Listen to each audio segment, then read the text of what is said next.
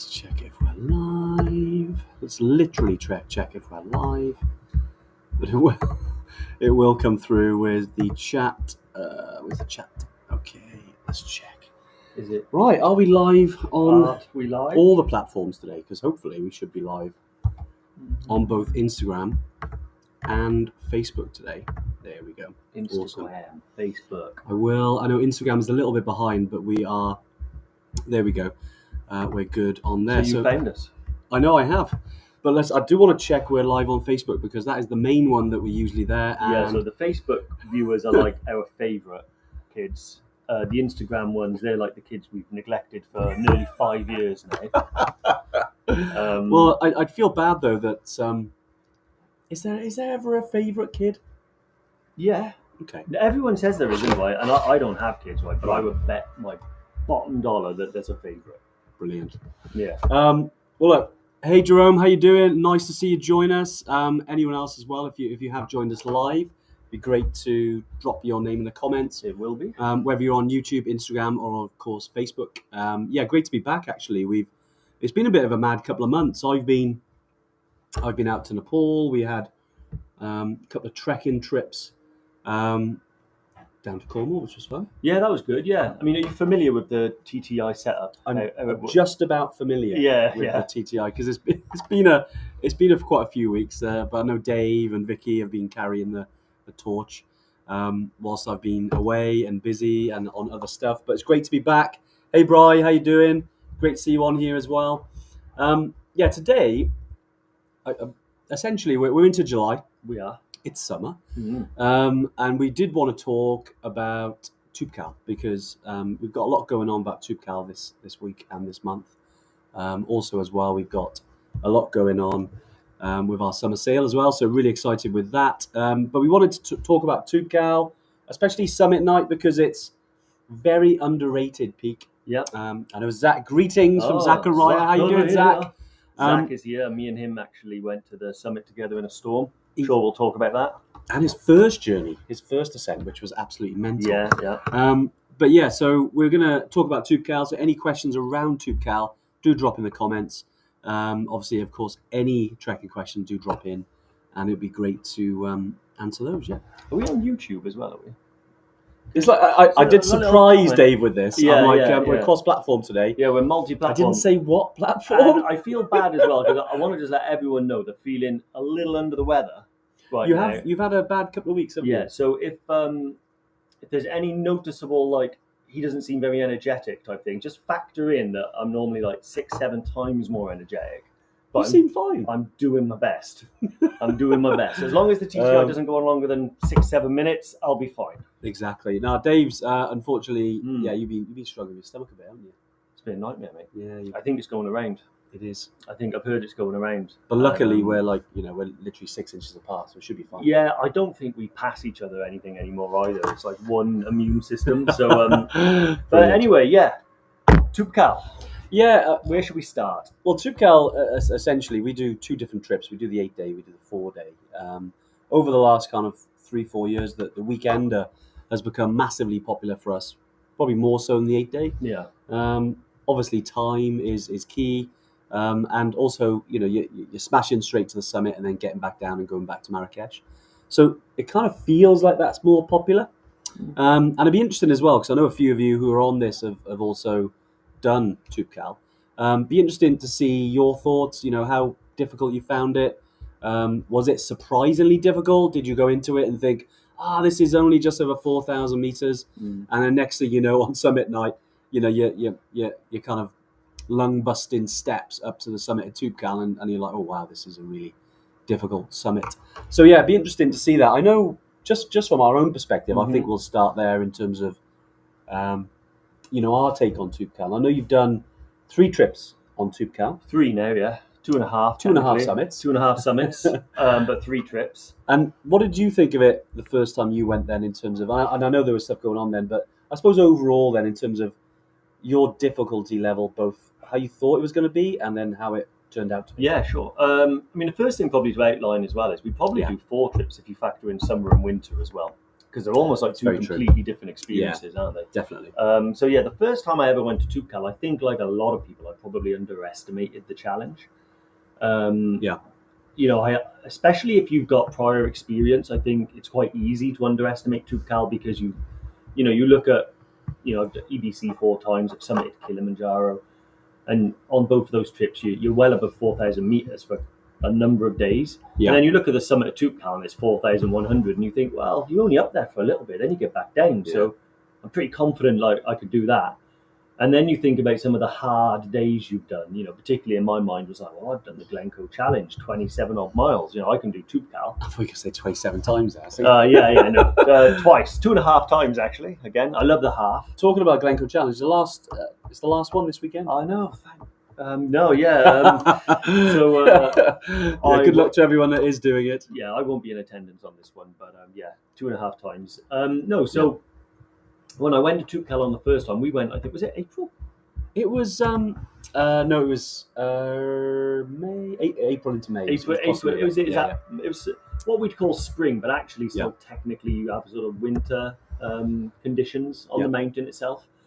I thought it's really difficult, right? Because I'll tell you the story of my first one. Yeah. But I think my experiences on that one were not entirely accurate. Okay. Because it's going to make me sound like I'm perpetually ill, but I had a little bit of a sinus infection and I took some antibiotics, and it was like 38 degrees on the hike in. Right. That's the one thing that I would say presents a significant challenge for Toubkal. For me, it's the heat. Even in the winter. Yeah, it's still warm, isn't it? Yeah, even in the winter, it's still like, it can be 15 degrees, which is quite nice for some people, but it can also be 30. Okay. When it was a real slog to get just to the refuge, and I overheated and got a bit of heat exhaustion. And I think a lot of that was a combination of not just the heat, it was the antibiotics and just feeling a bit unwell and overexerting, that type of thing. So then woke up on summit day, attempted the summit, got halfway up the hill and decided probably best that I turned down. So when I look back at that one, I can't help but feel like it was incredibly difficult. It was really hard. On its kind of own merits. Yeah. I went back then in December, and that's probably my first real experience of what it was like. Is that when? That's when you went with Zach and Jen. Yeah. So I went there then. I sort of instigated that trip because I really wanted to go and get that summit in the same year. Unfinished business. And exactly. Actually, that's the first time I can probably give an objective opinion of what it's actually like. So I think the first I got to the refuge, I thought that was quite simple. Yeah. It's quite tough. It's there were some steep sections, particularly in the second half of the day. It's very uphill. But honestly, I thought like no harder than most trekking days I do in the UK or anything like that. Then Toubkal itself I was surprised by how steep it was, I think. Because I didn't really have much memory of it before because I was struggling. Yeah. But actually I was like, as soon as you leave the refuge, you start walking uphill and there's no respite until you get to the top. So it's a bit of a beast. When you think about a hike in the UK, there's a lot of periods where perhaps, you can climb Snowdon, you're not going uphill the entire time. Yeah. There are little respites of flat and things like that, not really on Toubkal. So I think that's probably where it was difficult. I think the terrain as well presents a challenge. Yeah, it is. Yeah, it's not easy, is it? I know first time we went, it was a lot of snow, a lot of ice. Mm-hmm. Obviously, you've got the rock, which can get a bit like Marble Alley. Marbles. You got sort of lots of small rocks, and you kind of step on there, and it is quite slippery. I suppose it's part of the challenge, though, isn't it? Yeah, no, exactly. I mean, I remember it was hilarious. Like one of the times I remember, it was actually with Zach, and we were on our way down from the summit, and because it was mixed terrain, but it was ice or rock, and we were really kind of concerned with the ice because there'd been a really quite serious accident the day before. So we actually did quite a mad descent. Instead of going down the normal route, we kind of went, instead of going off to the left and down the normal ridge, we went to the right, up onto this ridge, and then down a really steep rocky section. But I've nicknamed it Marble Alley because every step you were like, whoop, whoop. And I remember Zach slipping. Yeah. And I looked up, and I think it was the only time I've seen him blaspheme and kick a rock out of anger. It was hilarious. But I think the really difficult bit with that is all our water froze. So we went to the top and back down with no water. That was hard, and the terrain was like super slippery. And I noticed that as well on my third time because I went back in sort of it was not exactly summer conditions, but it wasn't winter, no snow on the mountain. Yeah. And one of the things I spotted that I think people got frustrated with was just how difficult the terrain can be when you slip and you try not to slip and kind of exhaust your mind as well as the body. And the mind gets tired before the legs, I think. So as soon as you realize, oh God, I'm slipping. Oh God, this is a nightmare. It's like, it's only, that can happen in 5 minutes. So I think that itself presents a challenge. Nice. I will say though, I do love Toubkal because it's a punchy trek, but it is, it's challenging. It's really tough. But even if it is pushing you to like close to your limit, you've only got to hang it out for just a day, and then it gets easier again. And that's, and I suppose the weekend, and Jerome's put a good point there. Like, obviously, the 4 days isn't for everyone because it's a lot of ascent in a short period of time. Where the 8-day one is not relaxing by any means, but there's more time to kind of recover. Because instead of essentially getting to the refuge, then climbing it the following morning, and then back down, and then all the way back to Imler, which is a beast of a day. You're talking 10 to 12 hours on your feet. Whereas the 8-day, you kind of stop at the refuge, so you've only got that little section. I mean, whichever time you go, you're going to have an awesome time. But you do make a good point there. The terrain is very different, and having, I've done Toubkal twice as well, and the summit twice, and it is very different going in kind of winter conditions. Mm-hmm. And winter conditions kind of, if anyone is looking to go to Toubkal, if you're looking at kind of December to kind of May. I know we went April into May, and it was like lots of snow above 3,000 meters, lots of ice. So it was crampons then. Whereas then we've gone in the October time, and it was just all rock. There was minimal ice, some ice, but because of how high you are, because you're almost 4,000 meters, and then the summit is 4,167 meters. And it is totally different. There's a lot of people who are like slipping and sliding, and especially on the way down, because you can have the best boots in the world, and you can have the, really good dexterity, but it's still slippy. Yeah, no, that is the one thing about winter and summer. We'll call it winter and summer conditions on Toubkal is they're so vastly different that the challenge actually changes.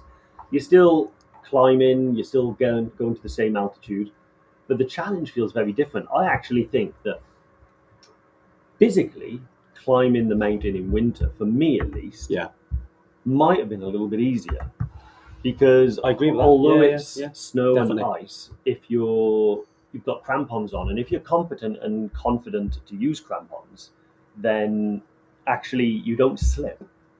So you've got a lot of grip where normally you don't. In the summer, but the challenge then is the weather. So it can be be quite severe. It can be really cold. Your water can freeze, and don't underestimate how difficult that can make things. But physically, it's nice to just not worry about slipping. On the summer, there is that problem where actually I trained quads so much because I was worried about the knee. Yeah, I think I was the only one that didn't fall. That's true, actually. Yeah, the only one that didn't slip. I'm usually pretty steady on my feet, but even I was on my backside. Yeah, it was like, whoa, obviously that you do have to be careful because obviously there's lots of rocks around, and obviously you've got to watch your head. But most people ended up slipping and just bloody hell, someone help me up. It's like exactly, and I think it's on the way down. You see, it's when the mind gets tired. Yeah, true. Because what you want to do when the mind gets tired is you want just the easiest way down possible. You want to put one foot in front of the other and not have to worry about what happens. Yeah. As soon as you're thinking about every step, you'd be surprised how tiring that is. And that's when people that don't normally slip have a little slip because they just forget for a second and they go like, whoop. But I literally thought you fell over there. Did you? It's because there was noise outside. It's like having sound effects. I'm like with sound effects. Yeah. Interesting. So I've actually I spotted a comment earlier that I thought was pretty interesting. Yeah, go for it. From where is he? From Raymond, who says, I found Toubkal harder than EBC. The terrain was horrible. Really interesting. Hope Killy in October is easier. So that is very interesting, you see, because that means that, Raymond, you have to remind me whether you did a 4-day or an 8-day. But either way, significantly shorter than Everest Base Camp. Yeah, it's interesting, isn't And it? Like, and found it tougher. I suppose for me then, Raymond, and just thinking, was that the physicality rather than the altitude because of the amount you did in, even across 8 days, or was it, were there other factors? Was it the heat? Yes, it'd be yeah, interesting to find out. I'm guessing. I reckon it's the if you say in terrain, I think that's probably the just how rocky and shaly Yeah, Toubkal is. And again, that's like that extra effort involved. You can't just put one foot in front of the other and concentrate on your fitness. You also have to have a lot of other yeah, faculties monitoring the situation. I think, yeah, Kili, I'd say the terrain is a lot easier than Toubkal on the whole. I will say the day you come down from the summit, you go down through that like ash, that oh rocky yeah. ash. I was like surfing. It was so It cool. was, but it was quite tiring. What was great That was fun. I did slip on that one, and I slipped and like landed on my back, and then kind of like just nestled in. Get a bit warm. Oh yeah, it's boiling. And Okay, then it's cozy, and it's cozy. Well, for anyone not in the UK, because I know we get people from all over. It's definitely cozy, even in Wales. yeah, Wearing Wales my is. Evertech t-shirt now. I feel like I'm not branded, but I got the hat. I haven't got any branding on at the minute. I noticed. Yeah, but they know. They know. They know. It says Evertech in the corner. I suppose it does. Yeah. Well, we got it on the laptops. Hey, Alison, how you doing as well? Watching with a broken wrist. Oh, mate, I hope you're okay. I hope it wasn't slipping on Toubkal. But no, Alison, do hope speedy recovery Yep. for yourself. Yeah, it's never nice when you get an injury, especially with any broken bones or anything. So, yeah, speedy recovery, and I'm sure you'll be back out there in the mountains soon. Yep. Awesome. Yeah, just while we're, because I know obviously talking about Toubkal, about difficulty levels, things like that. Something we're doing next week, actually, we're touching on it today, but we've ran our Couch to Everest, Couch to Kili, Couch to Machu Picchu, kind of live training sessions. They've been really, been getting really good feedback on them. So we're running more or less about one a month at the moment, and this month is actually about Toubkal. So it's next week. I will put let me just bring up the link in the comments. There we go. So this one is Couch to Toubkal, and essentially this is going through the same sort of process about how if you haven't done Toubkal before, or you haven't done any mountains, but we want to get you from the proverbial couch to the summit. Yep. And I think you're running this one. I am. Yeah. With next week. with my vast experience on Toubkal. And it is vast. Like at the end of the day, you've gone up there. You'd learn a lot the first time. I actually think I learned a lot. Yeah. So I've done 3 Toubkal expeditions. Yeah. Twice summited, once in summer, once in winter, and I had an attempt where I didn't reach the summit. And actually, out of the 3, and I know it's kind of people say this, it's not a cliche. That's the one I probably learned the most about the mountain. Really? Because it was my first attempt at Toubkal, so everything was unfamiliar. Yeah. And I was going at it with some additional challenges. Yeah. Which made me kind of think about the mountain a lot more and think about ways that would make it easier, think about ways that I could tackle it differently. And what I think is that if I speak to someone who's never done Toubkal and it's their first time, I can give them the benefit of that. Yeah. Like think about this, like the heat, ways to manage the heat. Like the first time I went, I just kind of dealt with it. But the second time I learned about these ice towels and stuff like that. They make a huge difference. And I know you use those a lot. A few weeks ago, we were hiking, Southwest Coastal Path down in Cornwall. And I know we did put a little video actually on Insta, didn't we? And I know that was a big, especially the first day because it was boiling. Yeah. And typical guys, we'll be fine. No sun cream, we'll be fine. It's not that sunny. Got incinerated. Next thing you know, Max, who was with us, went pink. Me and you sunburned. We had a little bit of heat exhaustion. You never learn, do you? No, never. I mean, the thing is, but the ice towel, I always say it's like having an extra gear. So if I'm walking up a steep hill and putting in a lot of effort and it's, in the 20s for me, that's enough for me to overheat. And then if I'm hot, it's like you're battling the heat, not the hill. Yeah. As soon as I put that towel on my head, it takes the heat out of the equation. And the next thing you know, I can just put the power down and get to the top. Like, I'm not overheating. I'm not concerned about sweating or dehydration or having to stop and, you guys will probably know if you're overheated. Like sometimes you have to stop and feel like you've got to catch your breath because you're just so being hot is hard, and Yeah. especially I suppose out of all of our trips, Morocco and Toubkal especially is one that heat comes into it probably more than any others. Oh yeah. You know, even the Himalayas. I mean, okay, Kilimanjaro to a certain extent, but in certainly in Imlo Valley and even you're going above 3,000 meters, it could still be like 30 odd degrees. Yeah. You No. know, which hundred is tough. percent. And I mean, like that one day when it was 38 was Yeah. insane. I would never normally trek in 38 degrees. For me, and if it's 38 degrees and I've organised a trip out in Brecon or something, then I'm cancelling. Like I won't go out in that heat. Luckily in Wales, I think it happens about twice a decade. Well, we But it was lucky because we had a UK training weekend up in Snowdonia National Park, Ariri, which was really really good, with lots of Evertrekkers, and obviously we were up there. And typically, because my wife Jen, she was down near London, and it was like 27, 28 degrees, and yeah, we were up the mountains, and it was 40 to 50 miles an hour wind. It was driving rain. It was completely different. it was Welsh. But it was a proper, yeah, it was a proper British day. Yeah, It was exactly. it I was remember. brilliant. I remember speaking to Jen, and I was like, "How do you?" She was like, "Oh, just so overheated on me, it was boiling out." I was like, oh, I know. I should have gone with you."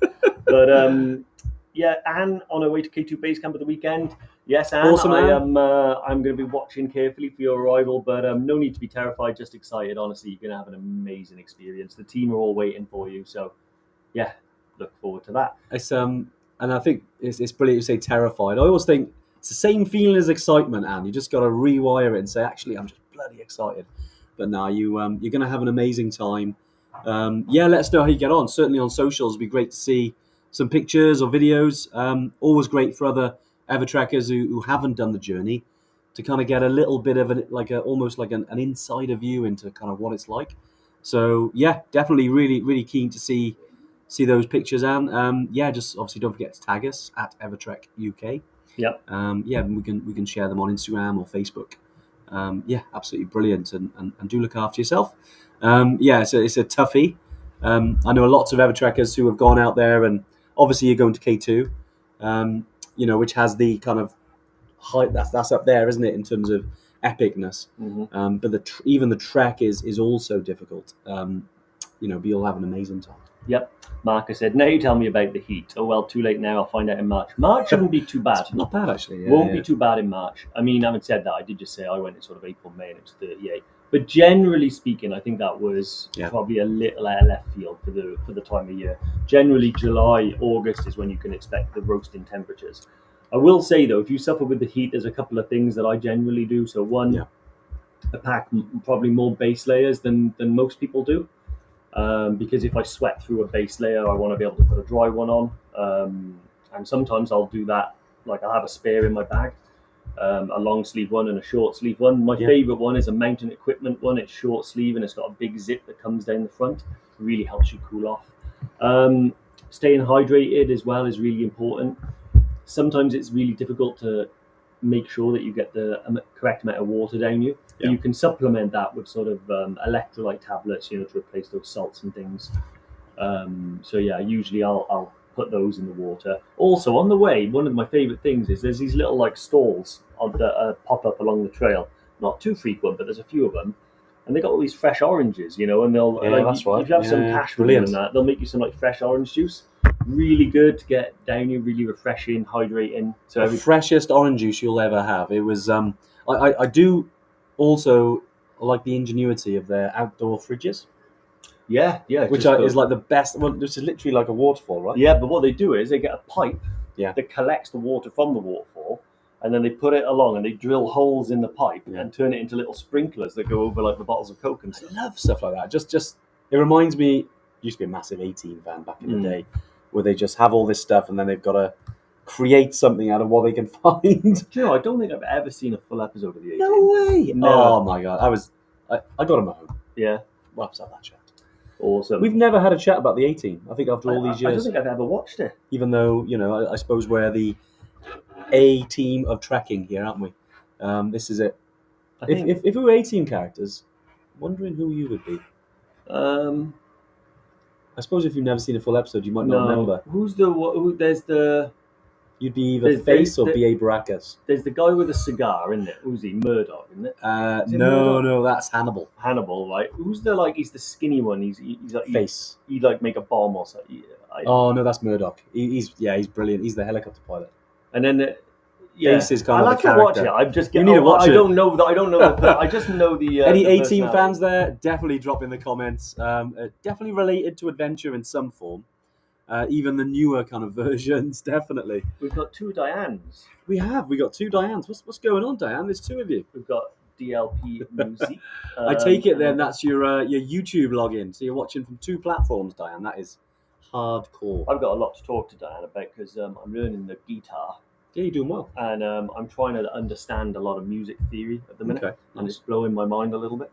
I got it down pretty good in terms of like I know about. It's sounding good. Yeah, well, I know a bit about music. I'm learning the circle of fifths, I think, in order to understand key at the minute. You realise though, Dave, the moment you mention that you learn to play the guitar, they're going to want a rendition at some point. I promise, in 1 year from today, I'll play a song on the Tuesday tune. In fact, you know what I'll do? I'll play. I'm going to write this down. Yeah, 1 year today. 1 year today. Don't forget stuff I'll like play that. my guitar in front of people. But Amazing. Not at the moment. All right then, we'll try and bring it to a relation to campfire stories or something. Great to see you on here though. I think I logged in for my business page by mistake. That's all right. DLP Music, if you're interested, check out Diane. DLP Music. DLP Music, if you're interested. I've seen her playing the piano, and she is incredibly competent. No, Diane's amazing. I think the whole family is very musical. I think everybody plays or sings or does dances or something. But yeah, so go with Diane. Exactly, Diane. There we go. Yeah. Great stuff. And just swinging back to Toubkal then, and I know we've talked about kind of difficulty compared to some trips, and you know, someone's asked about they're doing Kili. They actually found it harder than Everest Base Camp. I think personally, just talking from my perspective, you know, done Toubkal a couple of times. I certainly found it that it was a lot within a kind of short amount of time. But I actually found the altitude didn't really come into it that much. No, not for me Not either. as much as other trips. I haven't said that though, right? I remember the first time we went, we met some. I think they were Danes, and they had just come down. That's right, they would. Yeah, and they were showing us Norwegians, some videos of the Norwegians. They were showing us some videos of the summit and saying like, yeah, one of the guys had quite severe altitude issues. I've never experienced the altitude to a degree. Like, you notice maybe a little shortness of breath, but for me, not really. I actually think it's. I always say the 4-day Toubkal trek is 2 days of trekking, but it's really like 5 days crammed into 2. Yeah, I suppose you're right, actually, because of the travel and things like that. Yeah, Zach is also talking about learn the circle of fifths. I was going to say, I'm sure Zach will come into it with music involved. That's what I'm trying to understand now, because I started off very basic. Welcome to the Tuesday tuning. I knew you were going to get sidetracked onto guitar, but because it's obsessing me at the minute, and I'm not going to get into it. We're going to get no strings attached. Yeah, exactly. Yeah, like that one, did you? Should I be using trekking poles for that? Yeah. Brilliant. No, and around Toubkal, so yeah, definitely, certainly found it from altitude wasn't a big deal as it has on like Everest Base Camp. But I also, that doesn't mean you underestimate it. You still do the same processes. Hydration probably becomes more important because of the heat. You're normally drinking 3,000. That would be a lot. 3,000 like a basking shark. You're drinking 3 liters a day. You probably have to step that up to at least 4.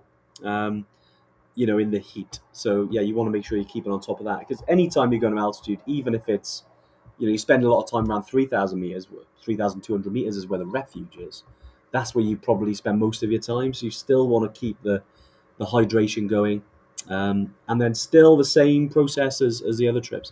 Just take it slow. Really take it slow, and fuel as well. Like I think we were chatting, I think on the training weekend, and when we're about 2.5 hours in, and we were climbing Lydia Vower, which is Vower is kind of is big in Welsh, whereas Vach is small. Is it? It is. I've climbed some big Vachs in my time. You gotta be careful, you say. Yeah, well, yeah. Jeez. So it's well, they're still mountains. Yeah, they're just smaller than the bigger one. Yeah. But Relidia Vower is a beautiful mountain to climb. Obviously, we couldn't see any views because it was crazy. But a lot of people did talk about fuel. Yeah. About like the type of snacks that you use. 3,000 milliliters exactly. Thanks, Jim. You saved me with that one. I was thinking, I'm sure 3,000 comes into it somewhere. 3,000 meters, 3,000 milliliters. There we go. It's a little bit of a connection there. But no, we were talking about snacks, and especially on Toubkal, I noticed. And I didn't lose my appetite as much, but I kind of did feel like I didn't have as much energy as possible, so I had to nail the kind of sweets and carbs. At least have something just to give me the energy. Well, actually, do you remember the one time when we did Toubkal? So it would have been your second, my third one, the last one we did. Yeah. I bought the Cliff Blocks. Yeah, they were brilliant. And they were great. Yeah. So these Cliff Blocks, because I do take the energy gels, and those electrolyte isotonic gels are really good. Yeah. They do stop you like cramping, and they do replace some lost salts and things, and give you a little bit of a pep in your step. However, I find they make me feel a bit sick. Whenever I have one, I always I struggle to keep it down for a minute or two. Yeah. The Cliff Blocks are just like little chewy sweets, and 2 of them is the equivalent to one energy gel. What, in those little blocks? Yeah, so you have a little bar of them. There's like 9 in the bar or something. Fantastic. And 2 is the equivalent of an energy gel, and they're so much better to have. Yeah. And also, I've had energy gels before that have got so cold, they're kind of like a bit gritty and cold and horrible. So I suppose it's better, isn't it? So it's much better, yeah. Yeah, but food is an interesting one. I think it's weird because I remember this is the one good thing about having good weather and going in the summer. Yeah. Because you can have more time on the summit. Okay. So when we went up in winter, you kind of bag the summit, you take some pictures, then you turn around and head back. Is that what you were with Zach? And you said it was like crazy wind. Well, actually, you had to get down. Do you know what was a nightmarish? It was the cold more than the wind. The wind was insane. Okay. Even our guide was getting pushed about by it. Nice. But when we got to the summit, I don't recall there being any wind, but like bitter cold. Okay. So I sat down on a rock just to kind of like rest for a little bit.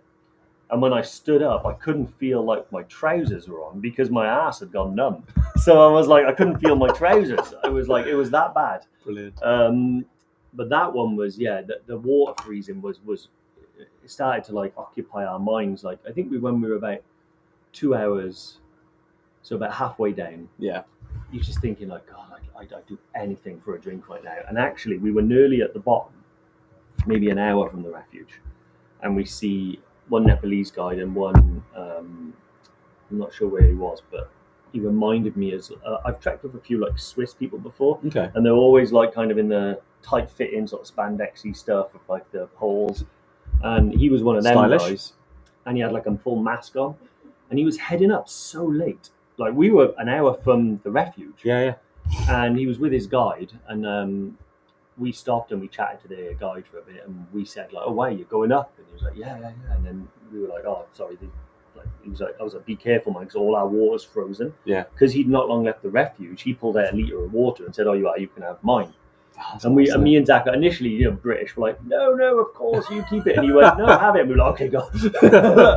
But it was so How different is that? It's like going to Ben Nevis. Oh yeah, I don't know that guy. But actually, and those guys, they did turn back. I think they actually overtook us on the way back down because they had fresh legs. But yeah, that was on Ben Nevis. That story. Wow. I know. This was when someone wouldn't give you water, right? Yeah, well, do you know what? It's funny. It's mad, isn't it? Ups and downs. We did the CMD route in summer, and it was about an 11-hour day. Yeah.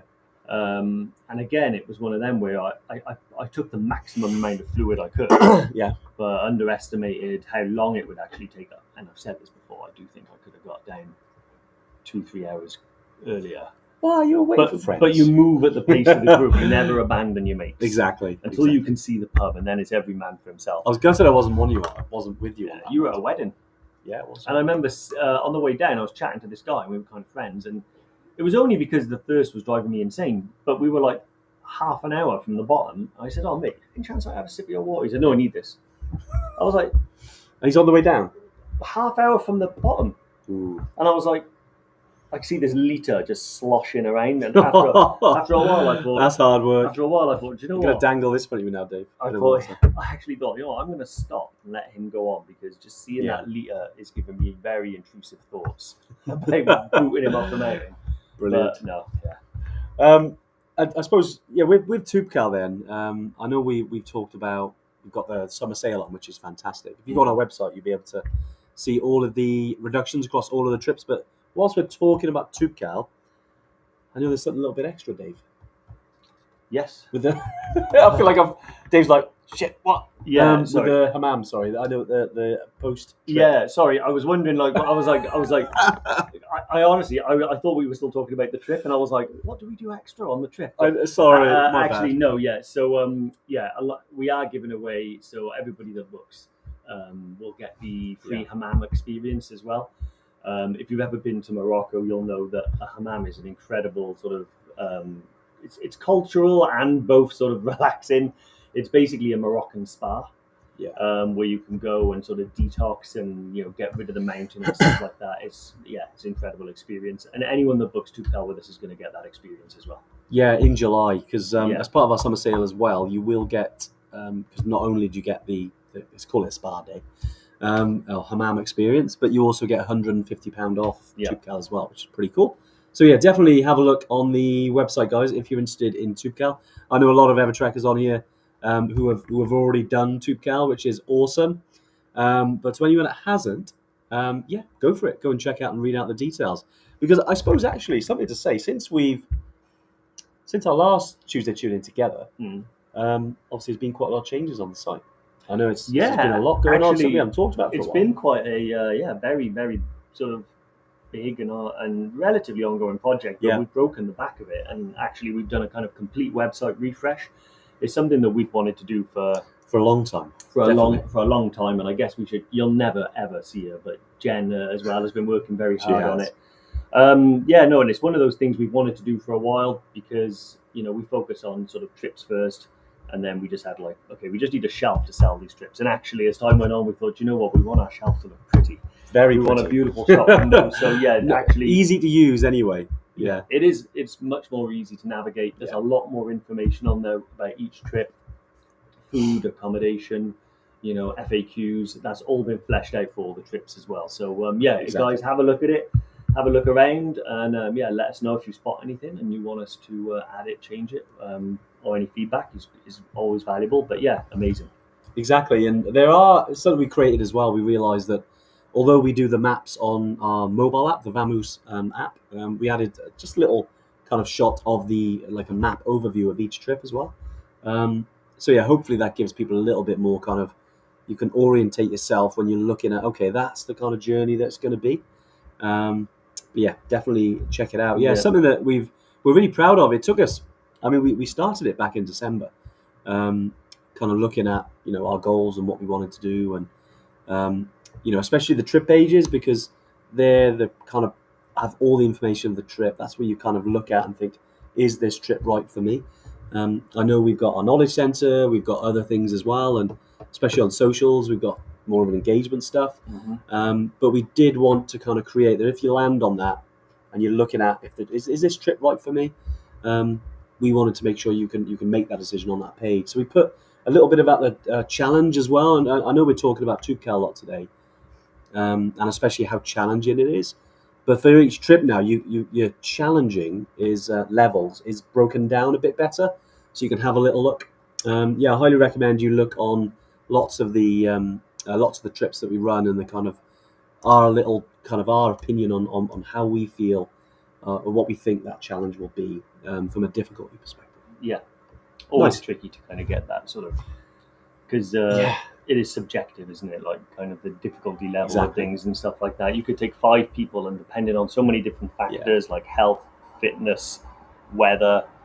Like if we went in the hot, I would say it's much harder than you would say it.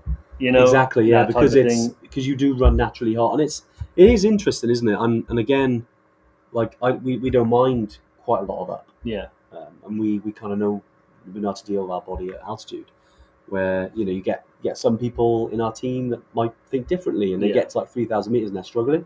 So then that affects how challenging they think the trip is. So we try to bring it. There's more like an average. What if we picked 100 people and we were going to get the average score of those 100 people? It's basically what it would be. Yeah. But there's no getting about that. Toubkal is definitely a difficult one.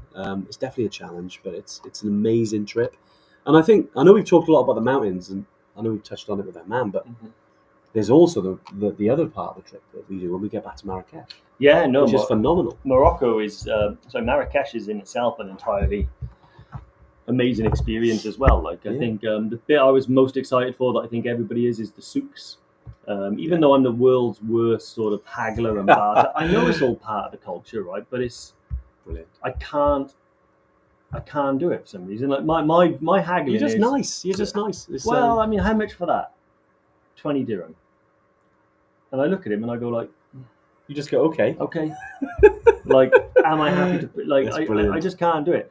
But I remember when we went there with Tam. Oh my god, that was funny. What I like to do with Tam is not be in the room with him, because it's more than I can bear, but be just outside the shop but within earshot, so I can listen to him haggling. And all you can hear is like swear words and curse, and I'm like, oh my I remember God, my favourite. We need to leave this place. My favourite bit was he was trying to buy this Moroccan lamp. Yeah, that's right. Yeah. And Tam was like, he's from Edinburgh. He's got this thick Scottish accent, big beard, and the guy says X amount of dirham, and Tam's, I'm not paying that, and he's like, oh, it's made of brass, and Tam goes, you must have brass balls to charge me that, you know. And I was in there like, oh my god, he's a character. But I think they enjoy it as well, because they like the banter and the back and forth, you know. Well, that's what they used to, and that, just from what I've heard, like Jamal, who runs our operations in Morocco, and has been an absolute legend in the area over the last couple of years, especially, you know, we're talking about the earthquake that happened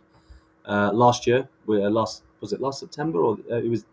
God, time flies, isn't it? But I think it was the year before, wasn't it? It was the year before. I think it was September. Yeah. The year before. So it's mad. It was almost 2 years since that earthquake. Crazy. But Jamal, basically, who was the president of the Asni region, which is basically where Imlil is, has done a lot for, you know, the environment and the local villages there. Absolutely legend. Yeah. But yeah, he's. I remember him and talking about. Sorry, where was I going with this? What were we talking about then? My mind just went blank. This is a test. You were talking about post-earthquake, the help that Jamal did around the Asni before region. then. Before then, we were talking bartering. about bartering. Yeah. Yes. Sorry, my mind is like, woo. Yeah. Essentially, I remember asking him, like, is it okay to barter? Was it, you know, is it polite? And he was like, no. They actually prefer it that way. So yeah, definitely. If you're ever out there and you know you're looking to buy something, try it. It's you know, it's hard to get comfortable with it, but once you learn how to do it, I've got you to do it before now. I know. Well, I walk up to something, I'll be like, Andy, like, get me a good price for that, and then Andy will like do the haggling, and then I'll pay. Like, it's fun. It's a respect thing as well. Obviously, as long as you do it the right way, you know, not being rude and things like that. It's you know, do it with a smile on your face and. But yeah, it's fun. One of the other bits I really like as well is all of like the little rooftop bars and stuff that you can have in Marrakesh. Dada's. So yeah, Dada's is an amazing restaurant. One of my best ever dining experiences. Yeah. But yeah, it's just, I don't know. I remember, but one of my favorite memories is we were just walking around the souks, and then we just come along this bar and we're like, oh, should we pop in? And you kind of go in and you go up these narrow steps. Yeah. And the next yeah. thing you know, you're on a rooftop. You know, what a view as well. I love those rooftops. You've got an ice cold beverage of your choice over the rooftops, and then you can hear like the call to prayer from the mosques and stuff. It's just wonderful. Yeah, Toubkal was one of them where I'll keep doing it, I think, because I do enjoy. It's a great place to hang out, isn't it? I do enjoy Morocco, and I do enjoy the mountain, so I think I will keep doing it. Why not? We should go back this year. Although we've got other plans. I know this year is pretty packed. It's a busy one. Yeah, Mount Olympus in August next month, and then Machu Picchu the month after. Yeah. So it's going to be a busy couple of months. We're off on quite a lot of trips this year. Obviously, I was out in Nepal about 3 weeks ago. God, it feels mad. Actually, it was the end of May. So about a month ago. Yeah, it's absolutely crazy. But it was brilliant to get back out there and catch up with the team. And then coming back, we've obviously had the UK training weekend, which is fantastic. Yeah. But great to see so many people on trips. We have a lot of Evertrekkers over in Peru at the moment, are climbing Kilimanjaro.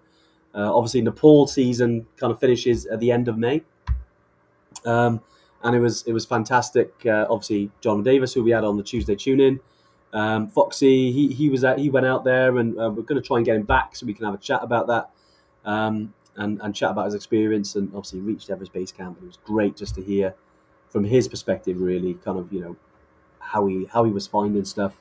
Certainly because he's a super fit guy. But I had the pleasure of trekking with the group, for the first kind of 4 or 5 days, which is great. And then I had to get back to the UK, family stuff, but they continued on. It was great to see that our last group in the spring of 2025 made it there. So it was absolutely fantastic. A couple of questions as well. I noticed where was it? I think it was Jerome who asked about insurance. And Dave, this is a good one. If things go badly south, on a Toubkal trip, does Morocco have the same level of helicopter rescue or similar on EBC? Yeah, not Like quite, similar not quite like Everest Base Camp, because of the differences in the region. Yeah. So there are no roads or very limited access to the Himalayan route. So the the helicopters are like taxis over there. Obviously, if you need to get rescued and stuff like that, it is still completely possible. It depends on, as always, the level of your insurance and stuff like that. Generally speaking, on Toubkal, because almost all serious evacuations happen due to altitude, because Toubkal is not that high in terms of the summit is over 4,000 meters, but you don't hang around there. You're up and down. Yeah. Most times people come down is due to sickness or a small injury or something like that. And if you twist your ankle and you can't walk or something like that, often it's a lot easier to kind of just get stretchered down. Yeah. Or ride the back of the what they call it, the Berber taxi, which is just like a mule or a horse. Will get you down. So the vast majority of sort of evacuations, if you happen that way. Helicopters aren't strictly necessary because people aren't at risk of sort of hate or haste in that environment. So yeah, exactly. Mark's got a really good question as well. Hey Mark, nice to have you on the live, mate. Best beaches to chill out on post Toubkal? What a great question. Gower's nice. Well, yeah, the Gower is quite nice.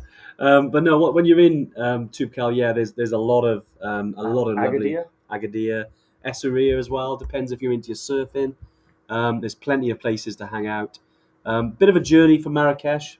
Quite a few hours to get down there, but we've had Evertrekkers who've gone down there.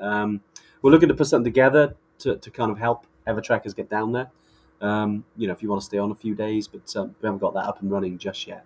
But let us know, Mark. Yeah, drop us an email if you're looking just for us to sort anything out for you. We can try and help with that. He was looking to do a marathon, so that tells me he's quite. That sounds fun. Quite insane. Didn't the marathon des Sables take place in Morocco? In the Sahara, isn't it? So I think it does go near there. Yeah, that's the other side of the Atlas. A friend of mine did it. Oh, really? Actually, competitively as well. He didn't go. He went there to try and do a time. He did. Said it was amazing.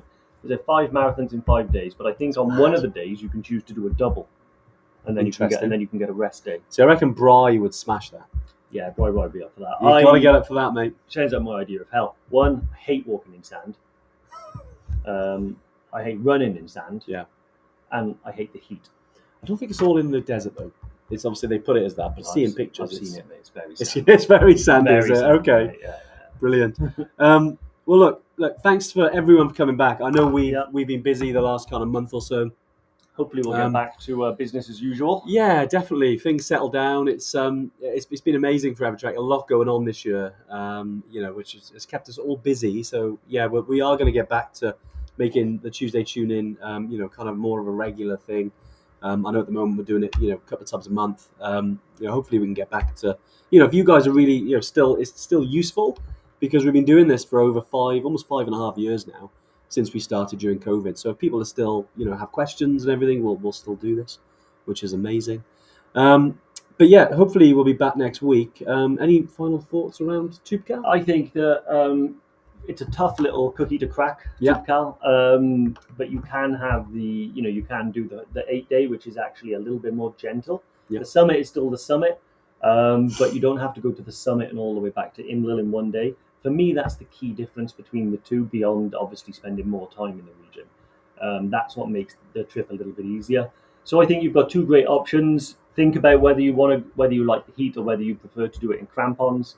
If you do want to do it in crampons, I'd highly suggest getting on a winter skills trip, because the first time you put them on your feet, you don't really Yeah. want to be in the heat of battle. So the more you wear them, the more you get used to them, the easier they are. But yeah, I honestly think it's just because it's a shorter trip and just because it might not go as high, never weigh the trip up based on those factors, because its awesomeness factor is through the roof. So yeah, don't sleep on it, and if you want to do it, book it in. Yeah, it's a very good point. It is. It's an amazing trip in itself. I know it's not a long trip, and I know we've got some, 2-3 week epic expeditions that we do. But it's certainly got a place. And ever since we started doing it a few years ago, it's become more and more popular, which is amazing. Yeah. Especially because of the length of time as well. Because it's I know we've all got busy lives, we've all got stuff going on. But it's great if you can you can take a couple of days off and make a weekend of it. It's absolutely fantastic. Um, excuse me. One more question though. I think it says M. Heard all hot air balloons have been grounded due to safety concerns. Do you know if they're back up and running? Oh, I don't actually. I know that because we don't sell that as an option, but I've heard that with regards to the hot air balloons, they've been running, but I know there's been some kind of issues, haven't there, around the world. So yeah, I don't know actually. I'd have to look up. We haven't been heard. I of haven't anything. thought about it, to be honest. I can look into it. I don't really like hot air balloons. It's not hot air, is it? Well, it's just, I prefer more science in my flight. So Yeah. there's a little bit of science in a hot air balloon, but an Airbus has a lot of science, and I like that. I know what you mean in terms of safety, but it's cool though. Yeah, no, well, Looks amazing. No, I'd never ban it. I'm more than happy for other people to do it. It does look fantastic, but yeah, we'll definitely find out. Worth maybe just have a little search online. We haven't heard anything on the grapevine, but be interesting. Pratash, good to see you back. And Mark, you guys put a team in for Trail Walker this year. No, we haven't. We haven't done that. Missed you last year. Killy Trek Group, great stuff. Continue to do it. No, but we haven't done Trail Walker before, we. What? I don't We know. do the Glencoe Challenge. What's Trail Walker? It must be another event. Yeah, I don't know if I've done it before. It sounds cool though. We'll have a little look. Yeah, Mark, we'll look into it. Why not? post some details about it in the Facebook group. It'd be great to see to get more Evertrekkers on it if it's good. If it's an event, and always great to do these kind of things to train for the bigger stuff, isn't it? It's fantastic. Talking of heat, and if I don't get out of this room, It's really warm in here. I know. Really warm. It's typical because in that room there, it's going to be like ice because of the aircon. It's like the Himalayas in there. We got the aircon on. Yeah. But in this room, there's no aircon. No, it's typical. All the time we spent in it. You feel it. Yeah. Yeah.